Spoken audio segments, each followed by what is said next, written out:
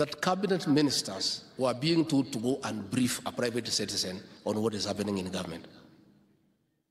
Principal secretaries were being told to go and brief a private citizen on the workings of government. The CS National Treasury was being told to go and brief a private citizen about the budget. That is why that private citizen thinks he can recall the American ambassador to go back to the country. That situation is over. We have a government in place.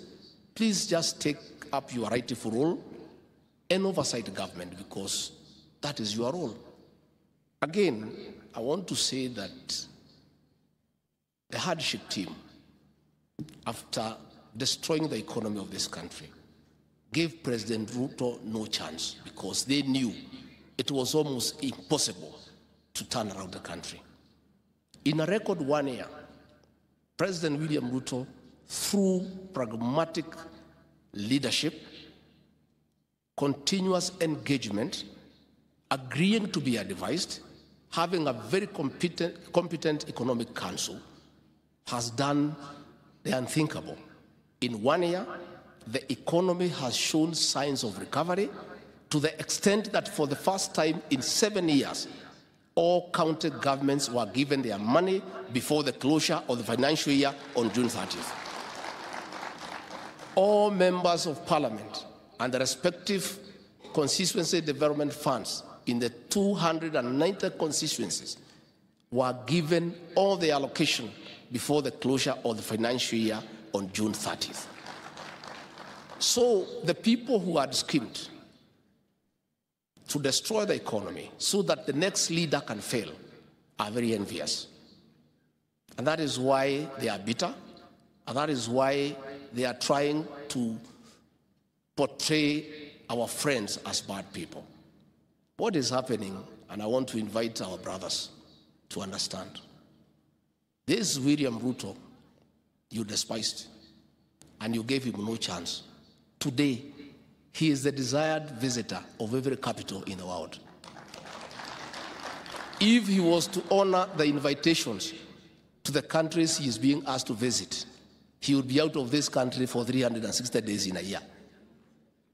And that is why people are envious. They thought that the West would not embrace him. They thought that the East will not embrace him. They characterized him as somebody unworthy of leadership. They said he is a thief. They said he is corrupt. They say the bottom-up economic agenda is a farce. In 1 year, he has become the leading light in the African continent. He is being sought by every country in Africa to speak for Africa. So I want to ask our brothers and sisters to just accept and move on. Life is that simple. It is that simple. Again, the president talked about corruption in the county governments and the national government. There is no corruption for the national government and the county government. Corruption is corruption in its very form. And this government will deal with the corruption in the national government, in the county governments, and in the country. We know that some people are very uncomfortable because previously governors have been twisted to give money obtained fraudulently and corruptly to fund political activities. With this new war on corruption in the county governments, it is no longer going to be possible to coerce governors from your coalition to give you money for politics. That is a problem. That is a problem. So we understand where they are coming from. We feel you. We feel you. We know you are in a difficult situation. Finally, I want to say we are ready to work with the county government across the political landscape. We don't care in what political formation you are in. And we have told our people, we have told the administration, we have told the police to keep off politics because they are not good at it. It is foolish to use administrators and police in your politics. You will lose. That is how Uhuru and Raila lost, by using chiefs and assistant chiefs and police in politics. We cannot repeat the same mistake. So chiefs, assistant chiefs, county commissioners, OCS, OSPD, they have no business in politics. Their work is to give services to the people of Kenya.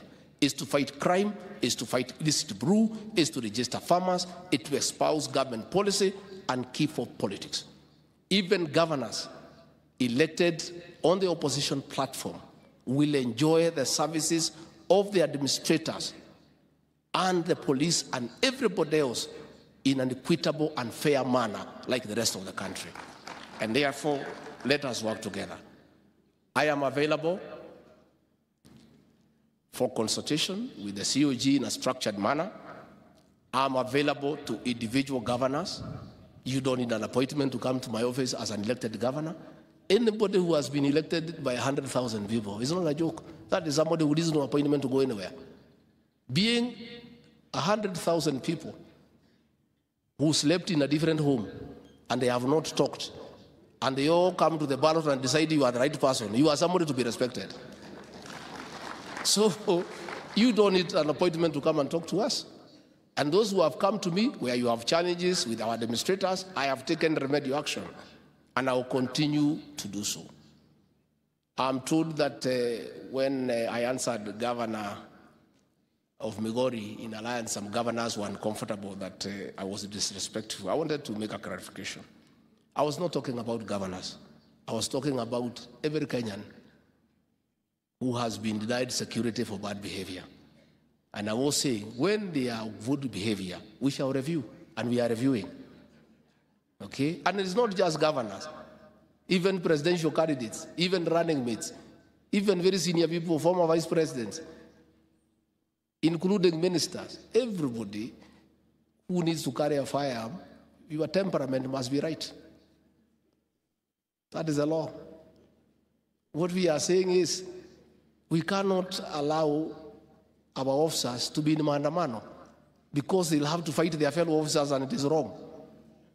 We are saying if these Maandamanos require so many officers, we must look for those officers from somewhere.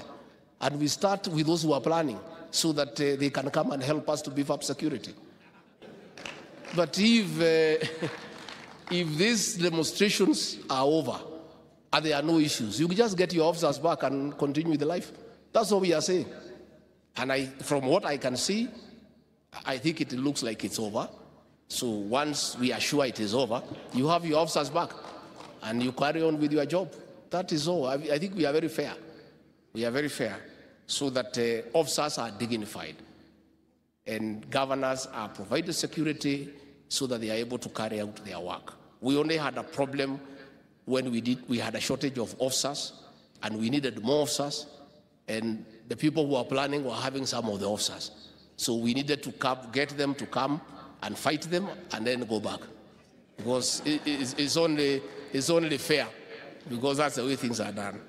So mimi nimeshukuru sana, and I really want to thank you. And this devolution must work because the bottom-up economic transformation agenda must work. So the two have a symbiotic relationship. For one to work, the other one must work. So the president and I and the rest of us will support devolution. And it is my commitment, all factors being constant, governors will receive their monthly disbursement on time. But we also want to ask you governors to be fair to us. When these disbursements were late, you are shouting everywhere about it. Why don't you even spare 2 minutes to say that now you are receiving money on time so that you tell the people of Kenya? It's only fair. If you are complaining, you did not have to Kenyans. When you get, you have a duty also to inform them that you are getting. To heshimiane is important also to be fair to each other. So, COG Chair, at least I'm happy you have acknowledged that we have given you disbursement on time, and that should continue.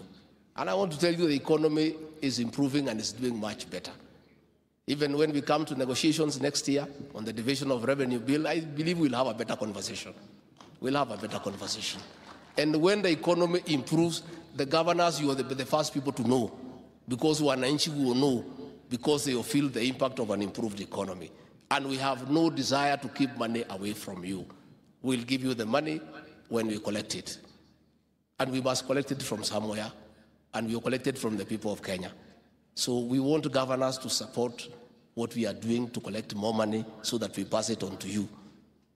It doesn't make sense for any governor in the 47 counties to oppose the finance bill, because the finance bill is about raising money to give you and other Kenyans. So if you complain we are collecting money and you still expect money from us, then there is a problem. So mimi nimeshukuru sana kwa kunialika hapa, and we look forward to be meeting you from time to time as we continuously engage. Invite me to come now, we launch your projects. That is the docket in my office. And as I said, there are no Kenyans for county governments, and there are no Kenyans for the national government. They are the same people. The same people who elected you as governors and senators are the same people who elected President William Ruto and I. We serve the same people. Let us work together, let us collaborate, let us cooperate for the benefit of the people of Kenya. With those very many remarks, asanteni sana, Mungu wabariki na wabariki sana.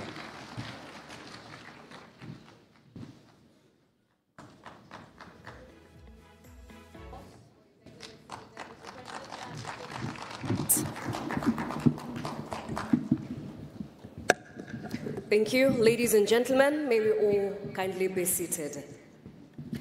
Your Excellency, sir, this is yet another momentous occasion, na nikiomba na kuchukua mwongozo kwa heshima kuu kwa Spika wa Seneti, nataka nivalie njuga awamu hii ya pili ambayo tutakuwa tunawatunuku wale ambao wamefuzu zaidi katika nyanja tofauti katika maonyesho ama exhibition ya various county devolution stands. In the meantime, I wish to request